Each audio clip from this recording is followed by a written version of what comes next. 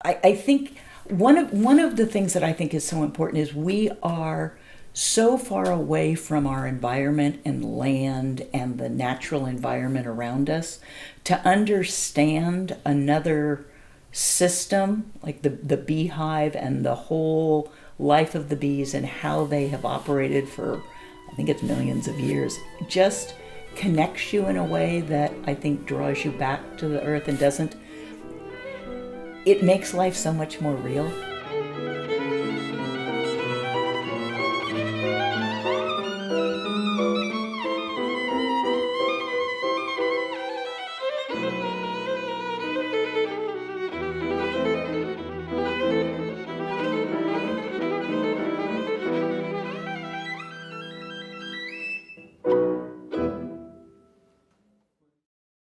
So I got into keeping bees because when I was in third grade, we had a project where we were supposed to kill bees and mount them on pins. And my best friend and I thought, we don't want to do that. So the teacher said, well, come up with another project. So we decided we wanted to research bees.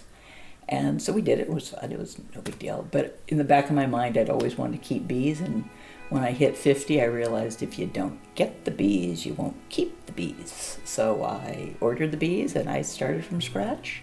And I made every mistake possible, killed them a number of times, and finally learned enough to now I have 7 hives pretty consistently. People are so fascinated by beekeeping. They want to know about it. They want to understand the bees.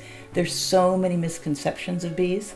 And so one of the things that's really fun for me is to explain some of the biology because it's so fascinating. And I think it helps people get over that fear of insects and bees. One of the things I do with the honey, I extract 200 to 300 pounds of honey a year, is I bottle it in little bottles and give it to nonprofits so that they can give it away as in their welcome packets and various things. So it makes it very local, and it's just fun to be sort of a resource for bees.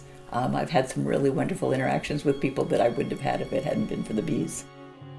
It's very interesting to have the neighborhood kids come and help me harvest the honey, and for them to have watched the bees come in with the little pollen pellets all season long, and then to have them spin the honey and we bottle it and they get to eat it. When I'm in the hives cleaning them this time of year, I pull out the comb that has the honey in it, and for the kids to be able, and the grown-ups, and the grown-ups are just as bad as the kids, that sense of chewing honey out of a comb, it's so visceral.